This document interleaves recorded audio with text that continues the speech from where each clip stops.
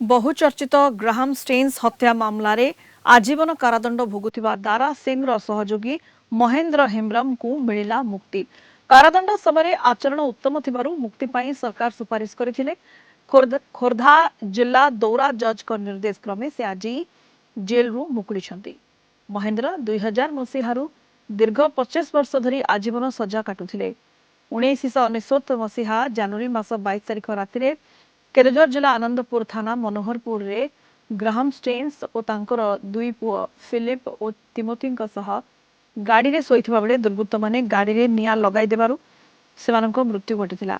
एही मामलारे दारा सिंह आजीवन सजा काटुछंती।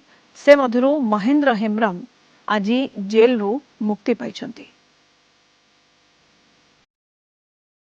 1999 मसीहा जनवरी 22 तारिख दिन धर्मांतरीकरण गोहत्या केन्द्र करी मनोहरपुर ठारे एक कांड होता से केस रे मिथ्या अभियोग रे अभियुक्त होई जेल भितरे आमको पनिशमेंट दिया जायछि। दीर्घ 27-25 वर्ष धरी आज यही कारागार रु मु बाहर मु धर्मांतरीकरण गोहत्या को संपूर्ण भाव विरोध करुथिले। से केन्द्र को लेकिन मत षड्यंत्र करके फसई दि जाए।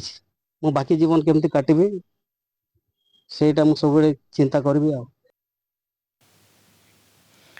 अधिक सूचना आम सहित वर्तमान जोड़ी होती केन्दुझर रिपोर्टर रंजन कुमार त्रिपाठी। रंजन जेल रु मुक्ति पाई आजीवन सजा काटिबा परे दारा सहयोगी महेंद्र हेम्ब्रम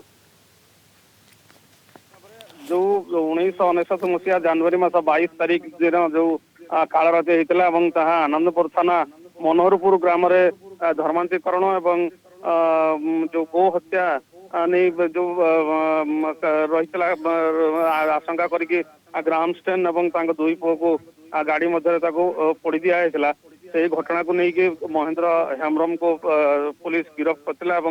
विभिन्न थाना केन्दुझर जिला समेत राज्य बाहर विभिन्न थाना रखा पाखापाखि 25 वर्ष से कारादंड भोगी किंतु से घटना को अस्वीकार करछन्ती जेहेतु से माने धर्मांतरीकरण एवं गो हत्या सुरक्षा कार्य नियोजित थिले एवं धर्मांतरीकरण को विरोध करथिले जहाँ को आशंका करके संपृक्त कराइतला एवं षड्यंत्र करके फसाई दिया जहाँ की पूर्व सरकार समय षड्यंत्र करके फसाई दिया से अभियोग करछन्ती एवं परवर्ती समय 2022 मसीह कारादंड मुक्त हवा कथा किंतु जो सरकार थिले से सरकार एथिरे सहयोग करनथिले बोली से अभियोग मध्य करछन्ती एवं वर्तमान जो सरकार अछि से सरकार उत्तम आचरण एवं व्यवहार पई सिफारिश करिया परे कारादंड मुक्त होइतवा से निजे निज मतभेद मध्य देखले। धन्यवाद रंजन त्रिपाठी केन्दुझर रिपोर्टर आम सहित फोन लाइन थे अधिक सूचना दूसरे। बहुचर्चित ग्राहम स्टेन्स हत्या मामलें आजीवन कारादंड भोगुथिबा दारा सिंह सहयोगी महेंद्र हेम्ब्रम को मुक्ति मिली। कारादंड समय उत्तम आचरण थिबारु सरकार मुक्ति पाई सुपारिश करथिले से जेल रु आज मुकुली।